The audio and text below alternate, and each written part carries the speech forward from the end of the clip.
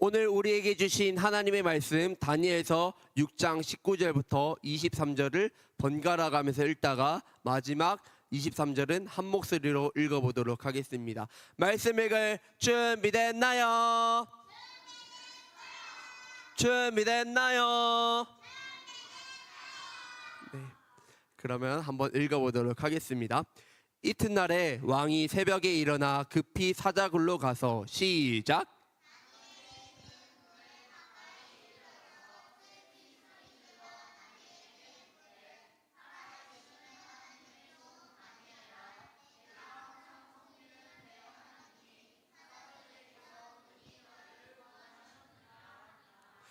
다니엘이 왕에게 아뢰되 왕이여 원하건대 왕은 만수무강하옵소서.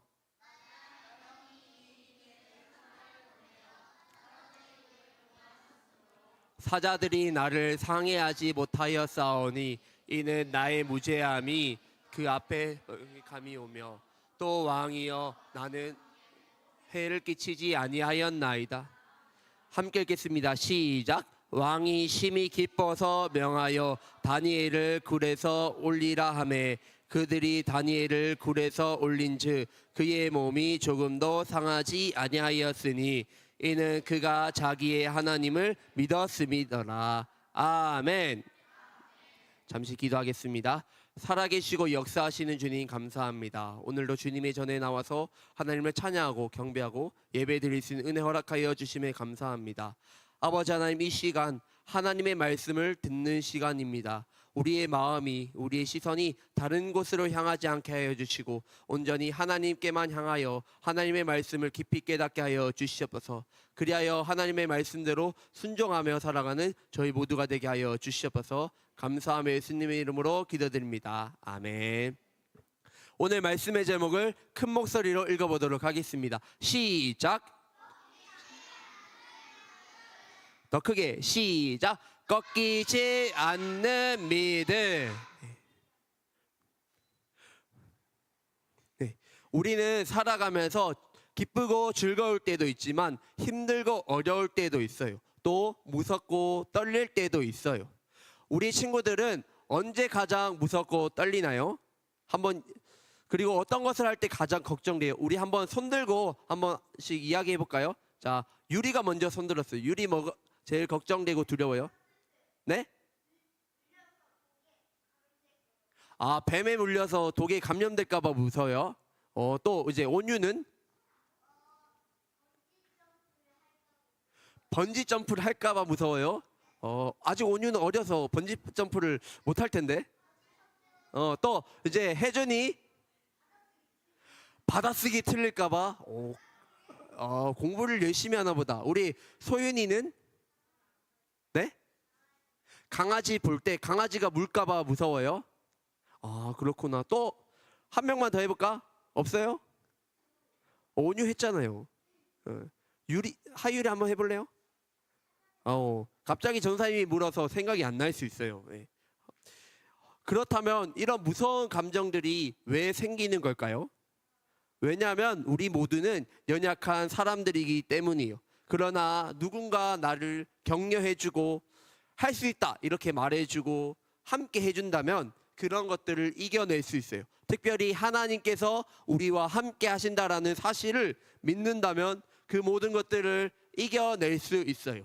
오늘 말씀에 나오는 다니엘에게도 굉장히 무섭고 떨리는 일들이 있었어요. 다니엘은 어떤 일을 겪었을까요? 그리고 그때 다니엘은 어떻게 했을까요? 오늘도 말씀의 세계로 들어가서 한번 자세히 살펴보도록 하겠습니다. 오늘도 말씀의 세계로 출발!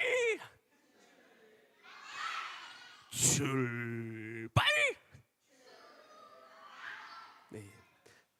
전도사님이 많이 개발하고 있어요. 네. 맨날 출발 이렇게 하면 재미없을 것 같아서 많이 연구하고 있습니다. 네. 지난주에 다니엘과 다니엘의 새 친구 아베느고 그다음에 사드락 메삭은 남유다에서 바벨론으로 끌려간 첫 번째 포로였다고 이야기했어요. 이 다니엘과 세 명의 친구는 남유다에서 원래는 매우 지혜롭고 똑똑한 엘리트였는데요. 바벨론은 이 똑똑한 사람들을 포로로 데려가서 바벨론의 문화를 가르쳤어요. 그렇게 해서 하나님과 점점 멀어지게 하고 자기들 나라 그리고 자기들이 믿는 신을 믿게끔 했어요. 바벨론 왕 느부갓네살 왕은 자기를 신으로 여겨서 금신상을 만들었어요. 그리고 거기에 절하라고 했어요. 정말 많은 사람들이 느부갓네살이 무서워서 그 금신상에게 절했어요. 그러나 사드락, 메삭, 아베느고는 절했을까요? 절하지 않았을까요? 절하지 않았어요. 금신상에게 절하지 않고 하나님만 섬겼어요. 이 소식을 알게 된 느부갓네살 왕은 그들을 어디에 던졌죠? 맞아요. 풀무불에 던져버렸어요. 그러나 그들은 풀무불에 던져지더라도 하나님을 향한 믿음이 꺾이지 않았어요. 하나님께서는 그들을 끝까지 지켜주셨고 이것을 본 느부갓네살 왕은 하나님을 높이고 하나님을 찬양했어요. 여기까지가 지난주 말씀이었어요. 지난주에 이렇게 다니엘의 세 친구가 이런 일들을 겪었다면 다니엘도 이런 비슷한 일을 오늘 말씀에서 겪게 되는데요. 이번에는 풀무불이 아니라 사자굴이에요. 어디에 들어간다고요? 사자굴. 네. 우리가 지난주에 사실은 다니엘을 안 배운 것 같지만 다니엘에 대해서도 배우긴 했었어요. 다니엘이 느부갓네살 왕의 꿈을 해석해 주었는데요. 그 꿈에서 커다란 동상이 나왔는데 그 다니엘이 그것에 대해서 말해 주었어요. 왕이시여, 이 동상은 여러 나라를 뜻합니다. 지금은 바벨론이 엄청 크고 거대한 나라이지만 강하지만 시간이 지나면 이 바벨론도 흔적도 없이 사라질 것입니다. 그리고 바벨론 뒤에 생길 여러 나라들이 있을 텐데 그 나라들도 시간이 지나면 사라질 것입니다. 그러나 마지막에 끝까지 있는 것이 하나님의 나라입니다. 하나님의 나라는 영원히 있을 것입니다 라고 말했어요. 다니엘의 말대로 시간이 점점점 많이 흘러서 바벨론이 정말로 사라지게 되었어요. 이제는요 메대와 바사라는 나라가 생겼어요. 네, 여기 메대, 바사, 바사. 네. 메대와 바사는 원래 두 나라예요. 두 나라가 힘을 합쳐서 바벨론을 무너뜨렸어요. 새로운 왕이 나라를 다스렸어요. 결국 나중에는 바사가 처음에 메대가 힘이 더 셌지만 점점점 바사가 힘이 세져서 바사가 나중에 메대를 잡아먹을 거예요. 그렇지만 일단은 그 전에 지금은 메대가 강했을 때 그 왕에 대해서 한번 배워볼 거예요. 그 메대의 왕이었던 왕은 이름이 다리오 왕이었어요. 누구였다고? 느부갓네살? 네, 다리오 왕이었어요. 네, 뭔가 복수 게임에 나올 것 같죠? 이렇게 물어보면. 네. 다리오 왕은 어느 나라 사람이었다고요? 메대 사람이었어요. 이제 이 원래 바벨론이 있었던 지역을 다스리는 새로운 왕, 이제 다리오가 이제 등장했어요. 다리오 왕은요 나라를 잘 다스리려고 무려 120명의 높은 장관들을 뽑았어요. 그리고 그 장관들을 관리할 3명의 총리를 뽑았는데요. 그 3명의 총리 중에서도 가장 왕이 믿고 신뢰하고 좋아할 사람이 한 명 있었어요. 그 사람이 바로 다니엘이었어요. 하나님께서는 다니엘에게 지혜를 주시고 능력을 주셔서 이렇게 중요한 일을 할 수 있었던 거예요. 남유다 출신의 포로가 바벨론에서도 이렇게 인정을 받아서 높은 위치에 있었고 또 바벨론이 없어졌지만 또 메대에서도 하나님의 나라의 일을 했고 또 나중에 또 바사에서도 하나님의 그렇게 높은 위치에서 일을 했던 사람이 다니엘이었어요. 이 지금 다리오 왕은 지혜롭고 총명한 다니엘에게 바벨론 전체를 맡겨서 운영을 하라고 이야기하려고 했어요. 그러자 바벨론 사람들이 다니엘을 좋아했을까요? 미워했을까요? 미워했어요. 시기 질투했어요. 이렇게 사람들이 이야기했어요. 아니 쟤는 남유다 출신 포로잖아. 그런데 어떻게 우리보다 높은 위치에 올라가는 거야? 이건 말도 안 돼. 총리는 당연히 바벨론 사람, 메대 사람이 해야지. 저 다니엘이 한다는 것은 말이 안 돼. 라고 말했어요. 그래서 어떻게든 다니엘이 그 실수하는 걸 찾아서 왕에게 고발하려고 했어요. 왜냐하면 이 사람들 입장에서 다니엘이 잘못을 해야 더 큰 일을 하지 못하게 했기 때문이죠. 약간 그래야 다니엘을 밟고 더 높은 위치로 올라갈 수 있기 때문이에요. 그러나 다니엘이 실수하고 잘못하는 것을 찾으려고 했지만 결국 찾았을까요? 못 찾았을까요? 못 찾았어요. 그러다가 다니엘이 하나님을 믿는 사람이라는 것을 발견해서 이거를 가지고 공격하기 시작했어요. 그래서 다리오 왕에게 찾아가서 이렇게 말했어요. 왕이시여, 30일 동안 왕 외에 어떤 신에게나 다른 사람에게 기도하는 사람이 있으면 누구든지 사자굴에 넣으십시오. 왕이시여, 이 법에 도장을 찍어서 이것을 절대로 고치지 못하게 해 주십시오. 이렇게 말했어요. 이 말을 들은 메대 왕 다리오 왕은 자기 신하들이 자기를 높여주고 자기를 좋아해 주는 걸 알고 또 자기를 위해서 열심히 일한다고 생각했어요. 그래서 다리오 왕은 앞으로 벌어질 일들에 대해서 생각하지 않고 법의 내용이 적힌 조서에다가 도장을 쾅 찍어 주었어요. 이 왕의 도장이 쾅 찍힌다라는 것은 법이 새롭게 바뀌어졌고 어떠한 경우에서도 이 법이 바뀌어지지 않는다라는 것을 말이에요. 다니엘을 시기하고 질투했던 총리들과 장관들은 바벨론에 이제 새로운 법이 생겼다라고 메대에 새로운 법이 생겼다고 여기저기에 이야기하기 시작했어요. 다니엘은 이 소식을 들었지만 늘 그랬던 것처럼 하루에 3번씩 예루살렘을 향해서 하나님께 기도하며 감사했어요. 사실은요, 다니엘이 이렇게 하면은 죽을 수 있을까요? 죽을 수 없을까요? 죽을 수 있어요. 모든 것들을 잃어버릴 수 있어요. 자기가 이렇게 높은 위치에 올라갔지만 이 높은 위치에서 내려올 수 있고 자기의 생명도 잃을 수 있지만 끝까지 하나님을 말씀을 지키고 그다음에 믿음을 지켰어요. 다니엘은 자기가 생명을 잃는 것보다 하나님과의 관계를 계속해서 이어간다는 것이 더 중요하다고 생각했어요. 하나님께 기도하지 않는다는 것은 자기가 하나님께 믿음을 포기하는 것과 같다고 생각했기 때문에 끝까지 믿음을 지키려고 기도했어요. 다니엘을 싫어하던 사람들은, 이 메대 사람들은 다니엘이 기도하는 것을 보고 다리오 왕에게 달려갔어요. 그리고 일러 주었어요. 이 소식을 들은 다리오 왕은 어쩔 수 없이 다니엘을 사자굴에 넣게 되었어요.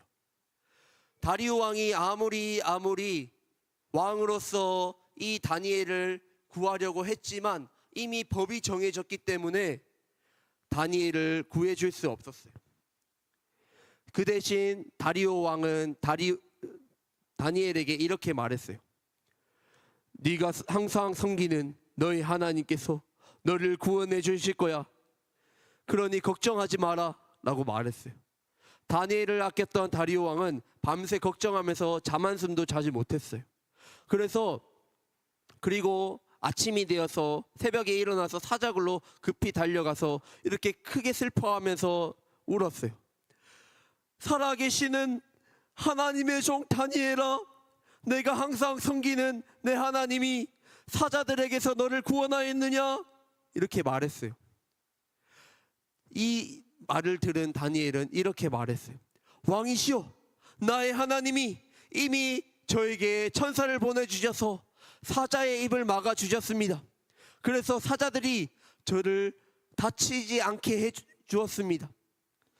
이것은 제가 하나님께 죄를 짓지 않았고 그리고 왕에게도 어떠한 피해도 끼치지 않았다라는 것입니다.